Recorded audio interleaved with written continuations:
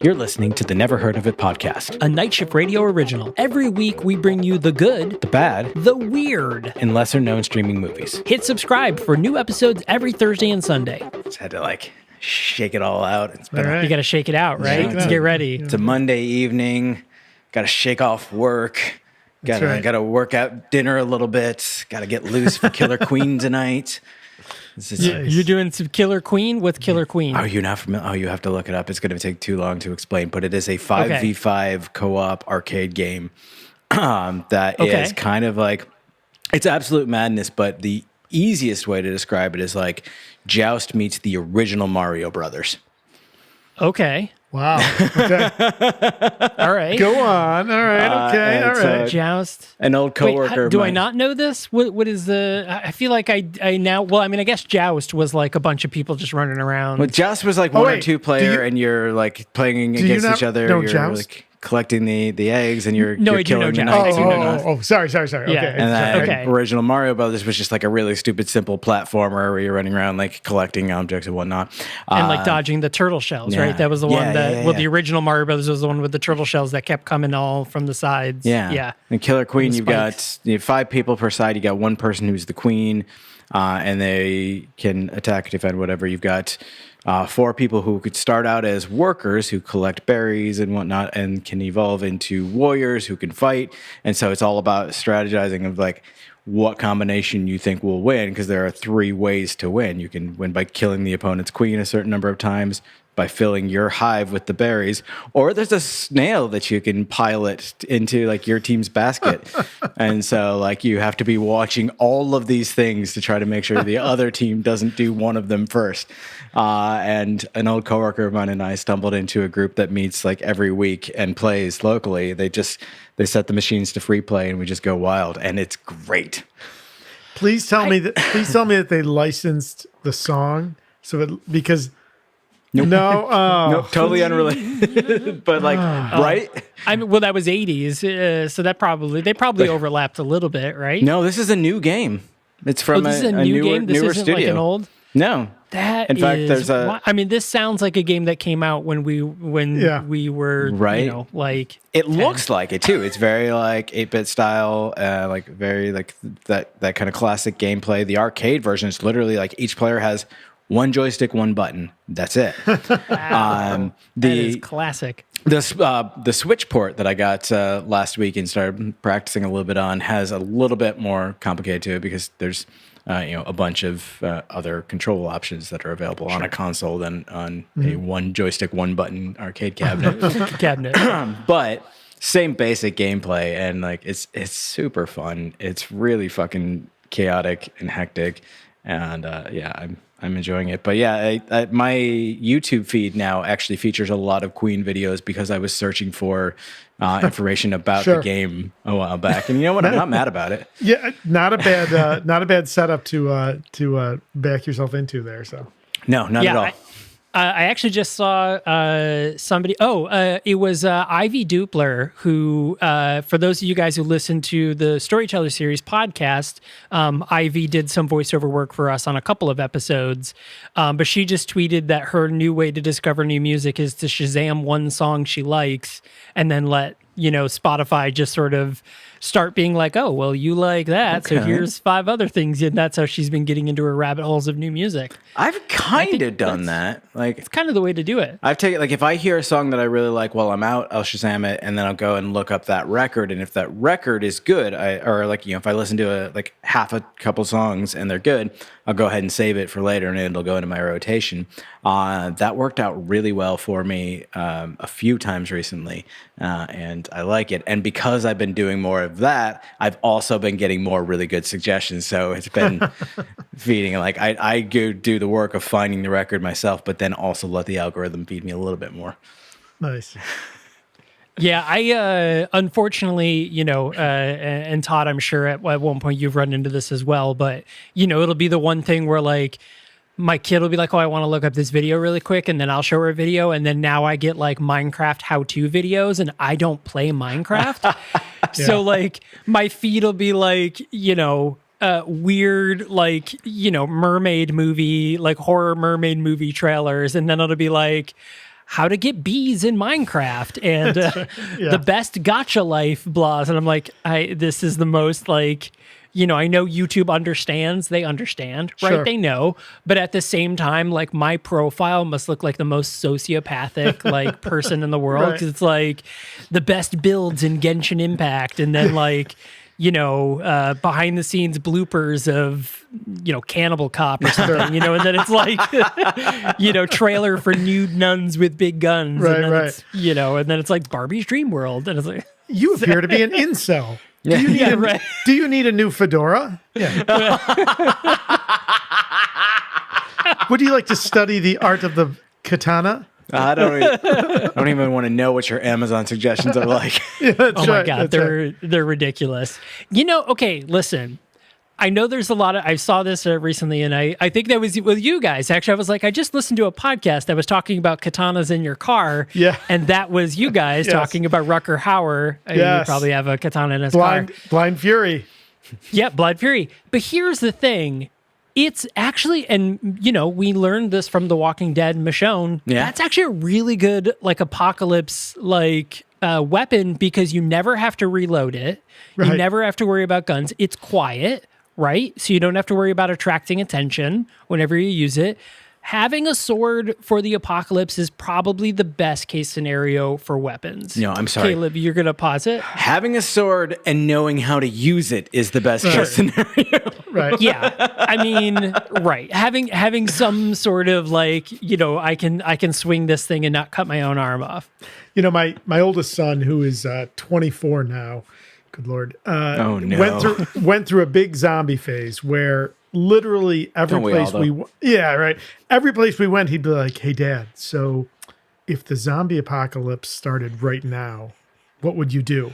And after like the third or fourth time I'd been asked that in different settings, I was like, "Oh, well, I'm going out that fire door there, or see that big bench? I'm going to pull that in front of the door to create a barrier. Then we're retreating to the sporting goods section of Walmart, and we're gonna, and it would unfold from there." So I've had this conversation many, many times. Agree on the sword 100%, but it's a yes and. I want the sword for all those reasons you just described, but I feel like the most important and overlooked simple weapon that would absolutely be my go-to would be a short spear, because I want to be able to put some distance between me and the biters. So a short spear, preferably like a boar spear that has like the cross piece, like a foot down the hilt. Yeah. Which is what give you that. Yeah, prevents the boar from, just going through the spear to get to you. But in that case, I would want it because I wouldn't want the spear to go. I only need it to go, this deep into a skull. I don't want to go 3 feet through it and then we got to pull it out. So and have them just keep walking. Exactly. Yeah. I've seen that happen. That's what that happens in 300, right? The guy gets stabbed with a spear and then he just pulls it straight through to keep going at him. I mean, that's what a boar spear is designed to do. If that cross piece stops it. So that's a classic badass villain move. Yeah. I'm just gonna or the hero who's gonna have the Pyrrhic victory, right? Like I know I'm going down, but I'm taking him with me, right? I'm taking it with I'm going all the way through. That's right. Yeah. Todd, I'm sorry, I have a question. Yeah. Todd, are you a Cyberman? You look like you might be a Cyberman. I don't think you'd ever watched Doctor Who, right? You're not a. Right. I'm not a Doctor Who guy. Yeah, no, your headphones definitely have Cyberman vibes to it. I will give you that. Handles, right? I love how you said it Cyberman as though it's a last name. I'm like, my name is Rick. Vince Cyberman. Cyberman of the Northeastern Cybermans. Yes. Oh, are you related to the Massachusetts Cybermans? No. My people come from farther south. Wait, I can bring a full circle already to what we're actually here to talk about. Oh, do it. Or are you the Great Lakes Cyberman? Because the Great Lakes Avengers. Talk about a deep cut. So if you have listened to me on Superpod HeroCast, you've heard me gush over my love of John Byrne, one of the greatest comic book artists and writers of all time. He created the Great Lakes Avengers and West Coast Avengers Volume 2, number 46, all the way back in July of 1989, and Mr. Immortal shows up with the rest of the Great Lake Avengers in a wonderful little comic arc. And of course, he goes on to more things in the comics, but boy, Sure. I love that we have so many properties in the MCU that we can go into these deep cuts, and it's fan service, right? Like, Yeah. I don't expect we're going to see Mr. Immortal again, but I loved it.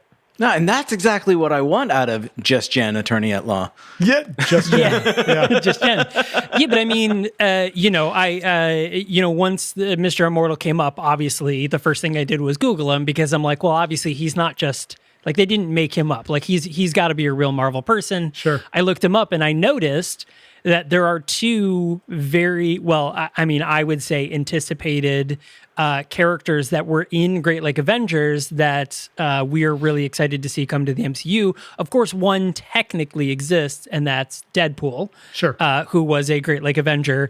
But then the one that I know myself, and Caleb, and I know you're going to agree with me on this one, but the unbeatable Squirrel Girl is a Great Lake Avenger. And she actually kicked Deadpool out of the Great Lake Avengers. I mean, didn't she also? So I will admit, I'm aware of Squirrel Girl. She shows up long after I'd stopped kind of reading the primary comics. Yeah. My understanding is, though, didn't she beat Galactus?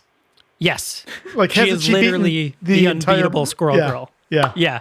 And Thanos, And Thanos, single-handedly. right. Yep. Yeah. I love her. She's so great. I love it. So I haven't invested in a subscription for the Unbeatable Squirrel Girl radio show. But I mean, honestly, I'm getting to the point where I'm like, I may have to, because I bet you it's really, really good.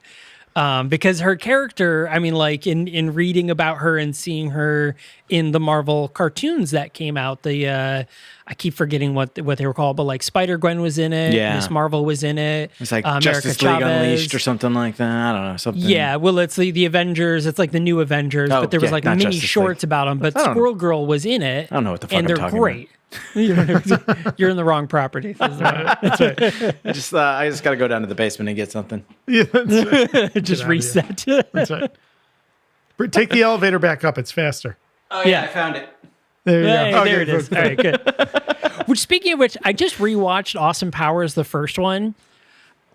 That movie, we don't need to get into it. But like the does it fact not that hold that up? movie, well, I mean, kind of no. But the fact that movie like just straight up existed and people were obsessed with it, like watching it back now, I'm like, That's me. Yeah. why did we think this was okay? Yeah. Like, I mean, not that I Yeah. mean, there is a lot of offensive things now that you're like, woof, you can't get away with that now. But at the same point, you watch it back and you're like this was the peak of comedy. Yeah. It really was. It was, yeah. And I was firmly in that camp. I was in the Air Force, I think, when that came out. And boy, that was one of the movies that got like heavy rotation, like in the dorms and stuff. Yeah. It's so funny how, it is not like timeless comedy, because it is very much, I think, a product of its time. Last season or the season before on Superpod, we did Jim Carrey's The Mask, and I watched it with Joseph, my 15-year-old, who thinking he was going to love it. And we got maybe 30 minutes in. I was like, Joe, don't watch the rest of this. It's not worth your time. It did not hold up at all. So I didn't like it when I was 15. I mean, I remember. I mean, there's a lot of that comedy though that came out in the 90s where everything was only a pop culture reference. Like Austin Powers is a lot of pop culture references, not only to the 90s itself, but even back to the 60s. That like it, if I were to show my kid now, which I wouldn't show her Austin Powers, obviously, right. But if I were to show her that now, she would not understand most of the references, they reference people like Margaret Thatcher and stuff like that. Like nobody under 30 knows who the hell Margaret Thatcher is, right? Unless like, you play Doom, apparently.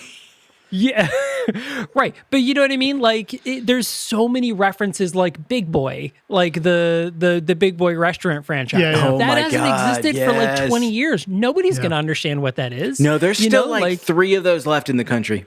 Yeah, but like, okay, so 3, but like we're talking a small, very small number of people are going to be like, And that's all it is. It just relies on those, like, and the mask is no different. I mean, if you think back to it, so many of those things are references to things like I Love Lucy, like all of the jokes Jim Carrey makes. A 20-year-old today would watch this movie and be like, I don't know who any of these people they're referencing are. Like, I'm not going to get any of those jokes because they're way too esoteric. They were way too of the 90s. And that's how 90s comedy was.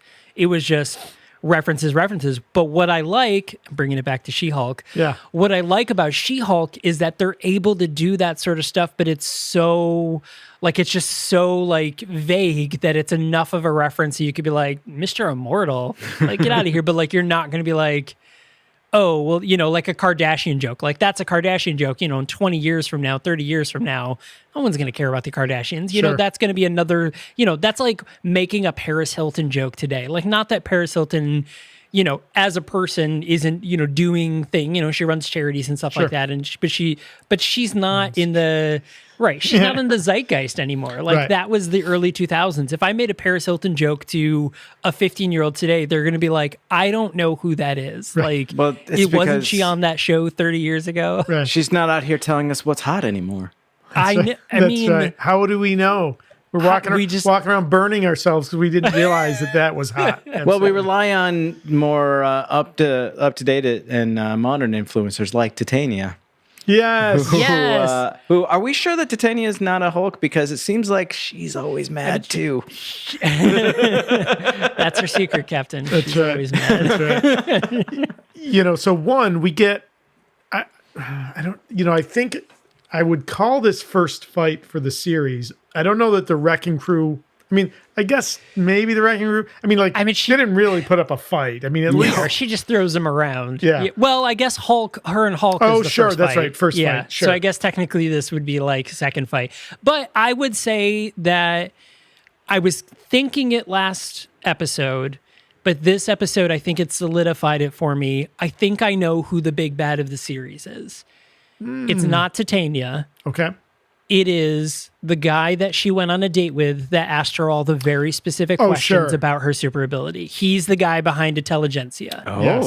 The guy from, I meant to grab his name. He was in the Baywatch movie, which was really good. Was it actually good? Oh, okay.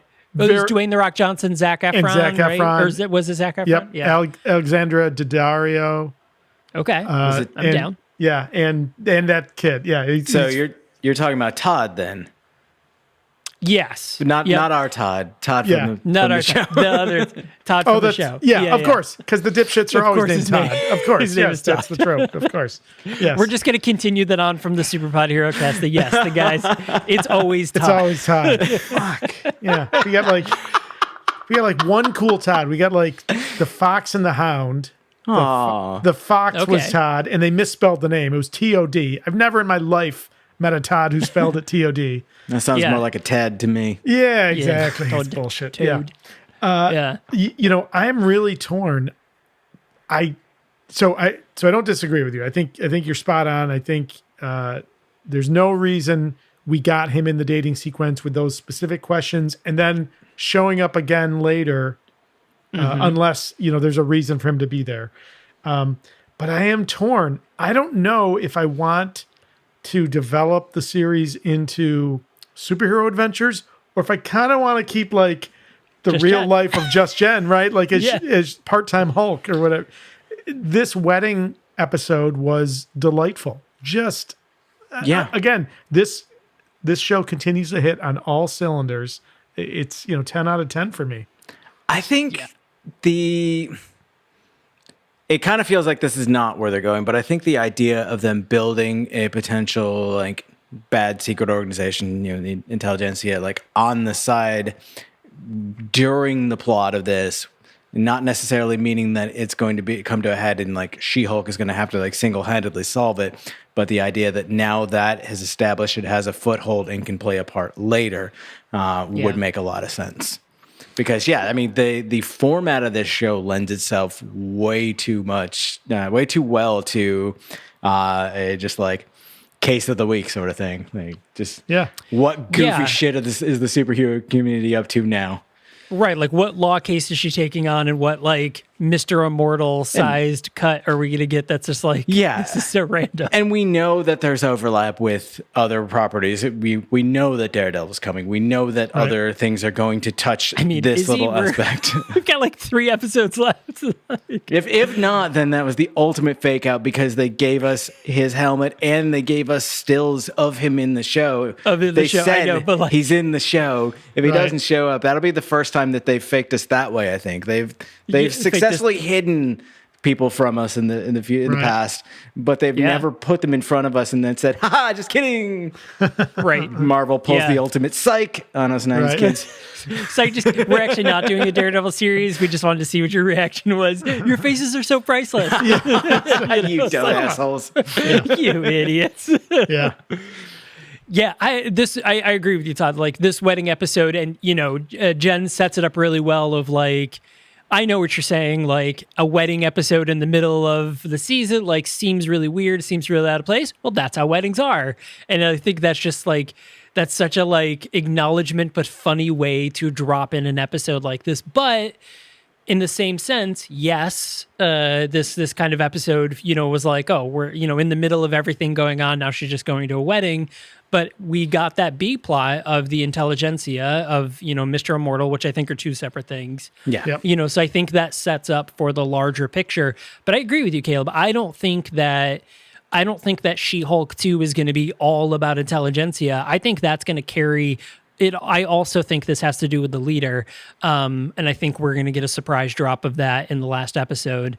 But I think this is to carry over into something, Armor Wars, Hulk thing, like it's going to go somewhere else, and I don't think it's going to live in the She-Hulk world exclusively. Well, one thing I can say on air now, on camera and on recording, is I can confirm that I was correct of my assumptions of what one of the outfits made for her was, because they confirmed it in the show. Now, I've already seen the photo, so I knew it was real, but I can confirm without it being a spoiler, because her friend asked her, like, why don't you wear the suit that he made you?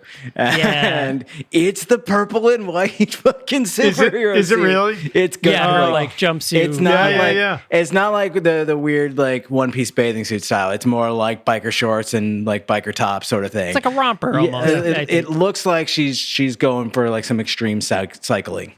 Right. Is what it looks totally. like. It's very much like, almost like Jim, almost like Jim get up. Yeah. It is totally. Which like is, she bought it at Lululemon. Like that's so appropriate both for the character and for the vibe of the tailor that made it.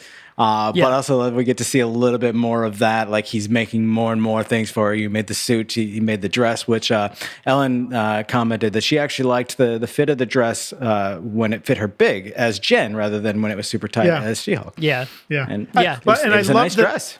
I love that it wasn't like, oh, it's unstable molecules and it shrinks. I like that it fits her perfectly as She-Hulk. And then when she's Jen, it's baggy. Like it's just the big baggy. We got the same thing with her suits. She looked great as She-Hulk, and then obviously it looks like she's wearing her dad's coat. She's swimming in the I'm loving that little detail. The little details in this were great. Yes. I think they perfectly captured the wedding that you don't want to go to or be a part of. Yes. Oh, totally. Oh my God. That glitter bomb was a war crime. So how dare her friend send that? That is a way to get me to not come to your wedding. Like, I don't care. Like, Caleb, you're already married. You guys are already married. But like, if you sent me that, it would be like, we're literally never speaking again. That's right. Like, the entire sequence was just progressively ramping up. Nope. Yeah. Absolutely not. Fuck no. Yeah, this is totally that was a Bridezilla scenario where, everything about that just was terrible. And it carried over to the whole event, between DJ Incredible Hulk and the cash bar. Chedible, Oh, Chedible Hulk. Because it's her cousin Jen. Chedible. Yeah, it was Diva Incredible. Yeah. Right. The cash bar. I mean, the glitter bomb at the beginning.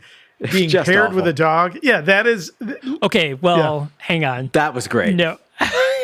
As Caleb and I both have small dogs, if somebody was like, here's your wedding date, I'd be like, This is the best wedding ever. Mine was Mine was a bridesmaid. That was a nightmare. It was bad. Yeah. My Penelope was a bridesmaid. She looks so cute in her dress. Oh, that's adorable. So now I feel like we've got to share a picture then of her as the bridesmaid on the social media when this episode drops. I'll try to find one for you. Okay, perfect. The only thing we didn't do is get her a dress that like actually matched the bridesmaid because we just had a really cute dress for her already.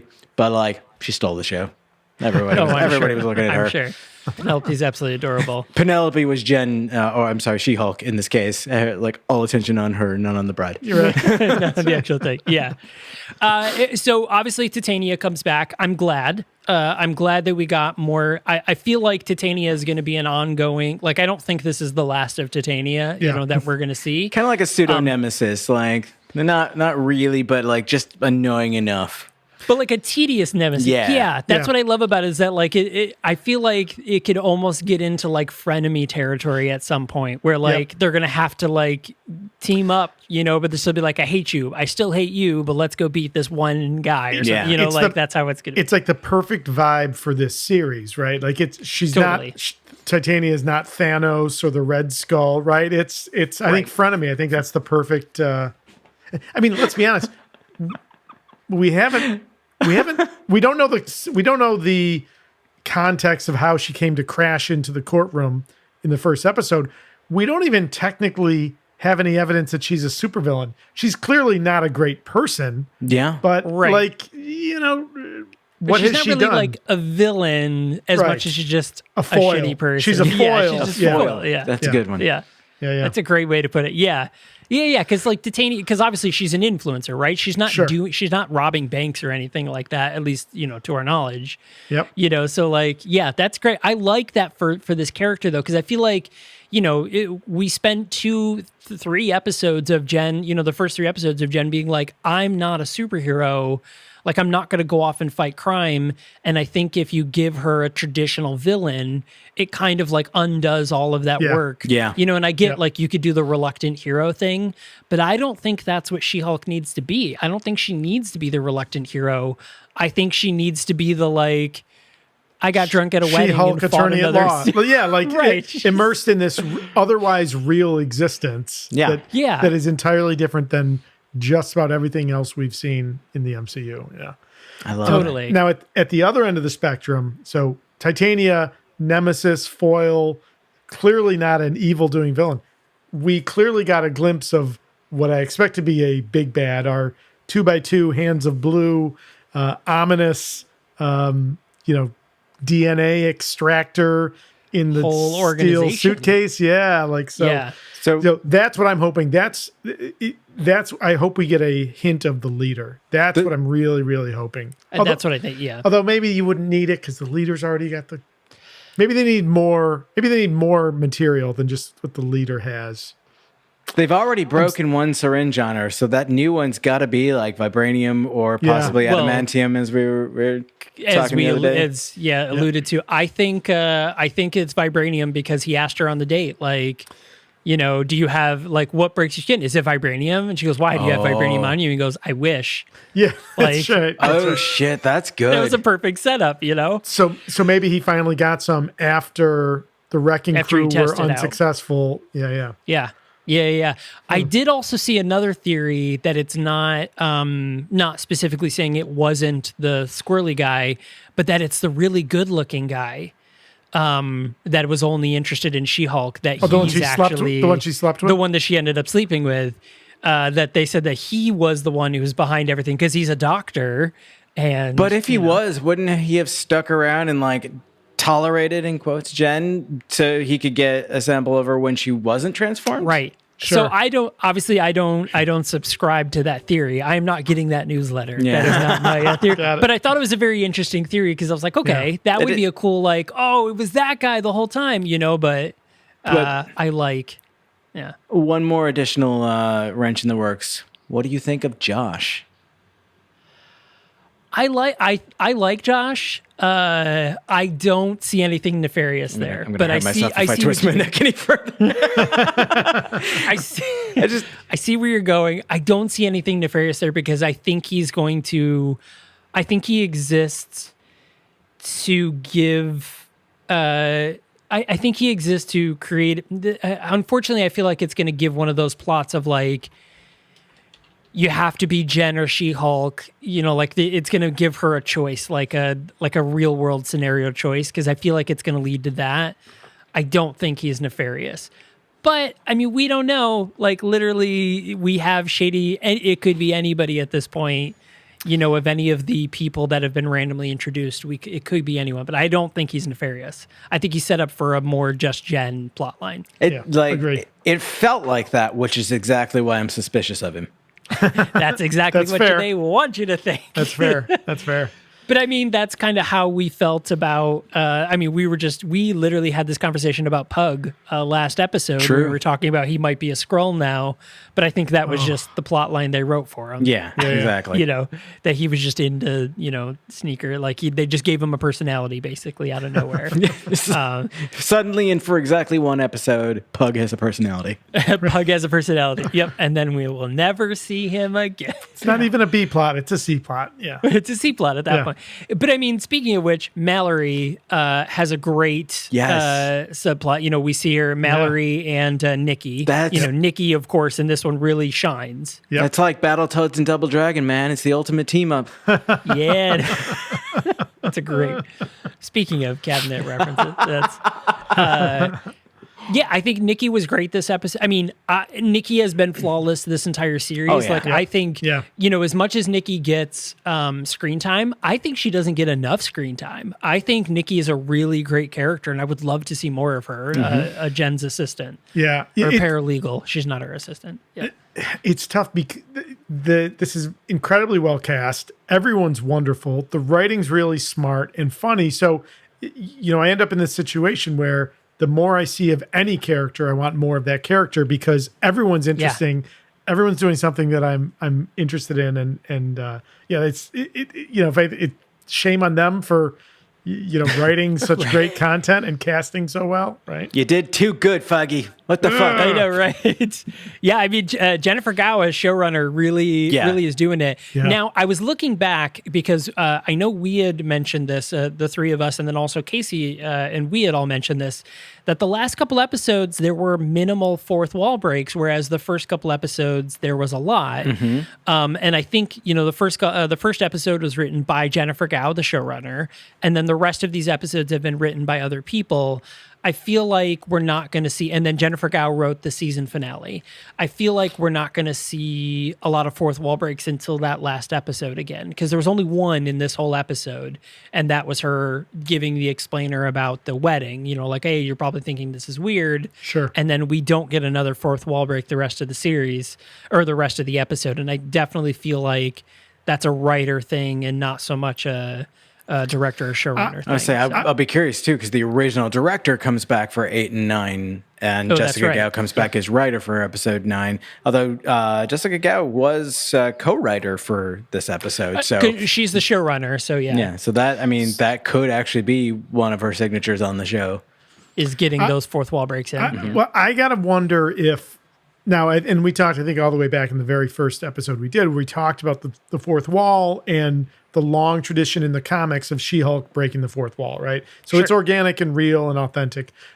But at the same time, certainly She-Hulk as a character is not the character that Deadpool is in terms of like impact and size.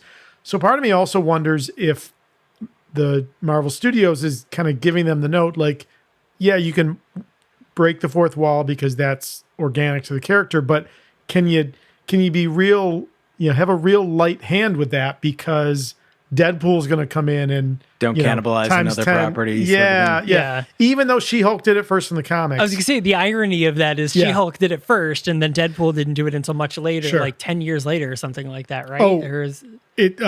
Probably even more than that. But yeah. But the reality is, I'd say Deadpool does it better than even in the comics. Deadpool took what was being done in other places and took it to another level. So if anyone's going to really invest in that, it should be Deadpool. So part of me wonders if that's just kind of a strategy. We don't want this to be like the female Deadpool. We want it to have a different feel. So I wonder if that's at play, because that the merc with the mouth is lurking somewhere in the background. That's true. true. We know we're gonna get him. So yeah, Deadpool 3 is coming, and it's gonna exist in the world. Exactly. So, to our knowledge, at least. That goes back to the question that keeps coming up here is like, do certain characters, like, do the X-Men already exist? If Deadpool is now part of this universe, then that means retroactively his first two should, unless they decide to like rewrite a Deadpool origin story again, and I hope they don't. And we know that there are X-Men in Deadpool, which means that the X-Men do exist now. Period. I think, yeah. I mean, this is the question, right? So, like, I was kind of under the impression that I don't think they do. I think I guess, the big news dropped today, so this is, I guess, spoiler, but but this is the big news that dropped today. Namor is in fact a mutant. Oh, yeah. In Black Panther. That is confirmed. Okay. That Namor is a mutant. Is a mutant. A mutant? He's a mutant. It's a mermutant.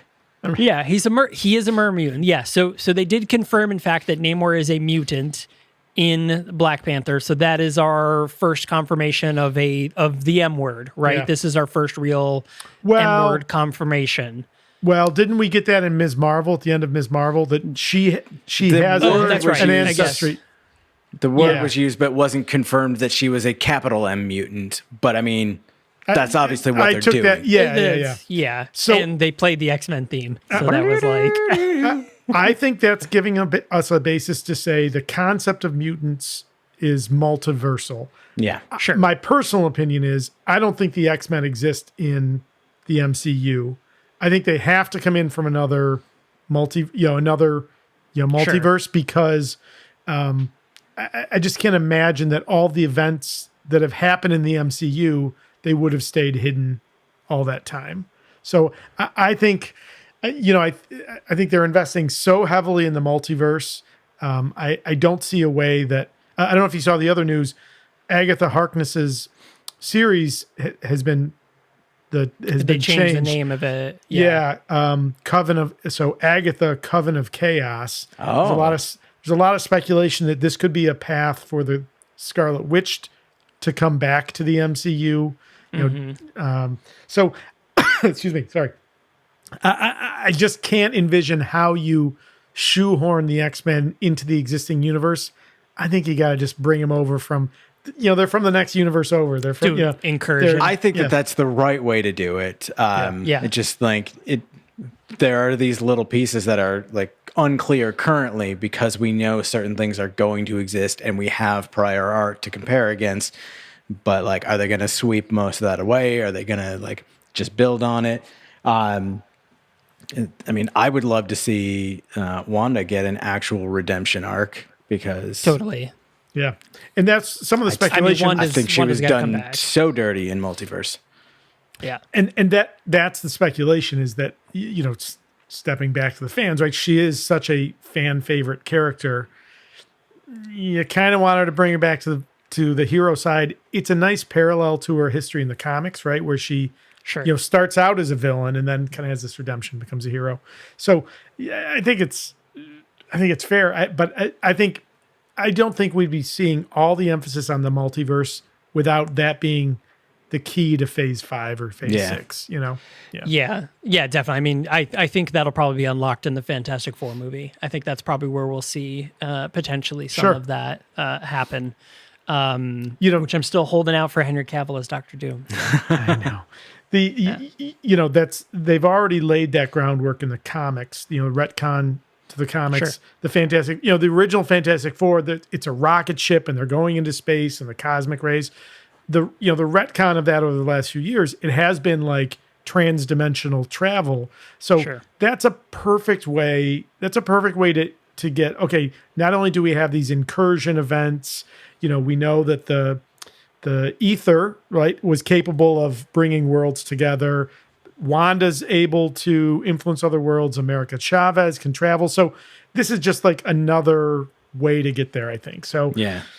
I think we're going to get them like they've always existed.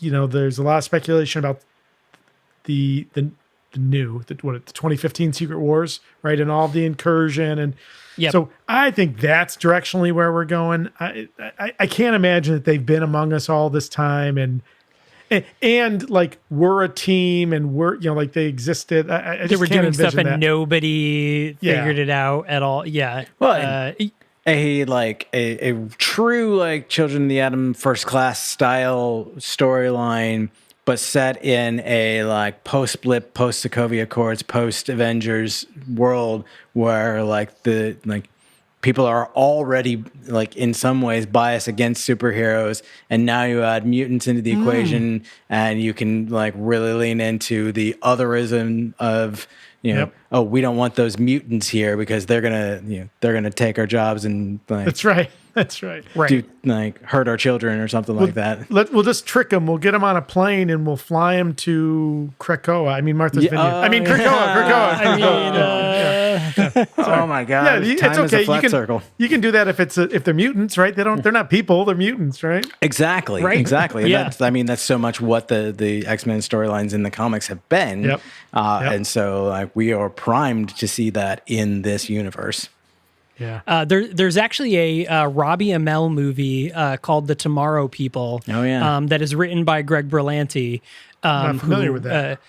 Greg Berlanti. Well, I'll tell you about The Tomorrow People. But Greg Berlanti ran the Arrowverse pretty much. But The Tomorrow People is basically evolved mutants. Live in the world, but they're, everybody is blaming them. Like you have to hide the fact that you're a mutant where you work on your job because you're seen as having, extra abilities that help you do the job better and that sort of thing. But now it's like they've become second-class citizens. It's not a great movie. No. But I think it's a really interesting, it's another take on the like evolved superhuman, world. Instead of them being just superheroes, they're kind of relegated to others, the outcasts and stuff like that. And I think that's I like when there's takes like that. And a little bit we got that a little bit with Jen, like she says like you're in my wedding, like I don't want you She-Hulking up my wedding, and she doesn't mean what ends up happening is she fights with Titania in the wedding, but she means like you're a spectacle now, you're a superhero, you're this giant 8 foot tall, giant green lady, which by the way, I stumbled across the TikTok account of the body double for She-Hulk, and she looks, like body wise, she looks just, she's not 8 feet tall. She's only like, I think she's like maybe 6 foot tall or something, but the body double for her looks exactly, if you were to paint her green, it's She-Hulk's body. She's jacked. That's great. funny. It's amazing. Malia Aria. Yeah. Yep. Oh, she's 6'5". Oh, she's huge. Oh. Yeah. That's great. Which, by the way, Jamil Al-Jamil is only 5'10". I know I say only, but she's only 5'10". She seems so much taller than Just Jen or Tatiana Maslany, but she's really only 5'10". She's not much taller. Caleb, she's only a little bit taller than you and I. Yeah. So, yeah, that's like an inch or two taller than you and I. So, yeah. Yeah. So there it is. So She-Hulk. So who do you guys, listeners and viewers out there, who do you think is behind Intelligentsia? Have we met them yet, or is it somebody new? I want to know. We want to know. Who is it? So hit us up over on Twitter. You can hit us up at the Nahoit Podcast on Twitter and Instagram. Also hit up the Superpod HeroCast at TSPHC tweets. Let us know, who do you think is behind Intelligentsia? Todd, thank you very much. Todd from the Superpod HeroCast joining us. Of course, thank you. And you guys have a brand new episode tomorrow, which is technically a Marvel movie. Is Venom Let There Be Carnage? Yes. Technically. Yes. It is. Yep. It's a movie with a Marvel character. How dare you? Yeah. Which, is technically, because Venom has been in an MCU world movie. Sure. So, because he's in Spider-Man. Years from now, people are going to look back on the 2 Venom movies, and they're going to realize that I was right all along. I guarantee that will not happen, Caleb. It absolutely will. You mark my words. And so we're back to the multiverse. So hard. We're back to the multiverse. We're back to the multiverse. This is another existence that's almost like ours, but different. I will say this, so obviously you got to listen to the whole episode to hear our deep dive on it and all my thoughts. But I will say this: Tom Hardy gets the character of Venom spot on in the second agree with movie. Like you could see where he was going in the first movie, but for me, the second movie, and again, spoiler for the episode, give me a Eddie and Venom Disney Plus series. Yes. I'll watch that shit all day long. Yeah. Oh yeah, Lethal Protector series. Yes, Caleb, sure. you've been begging for that. Yeah, with the same vibe and tone that She-Hulk has. That silly tongue-in-cheek at times. Yeah, give me Lethal Protector. Yes.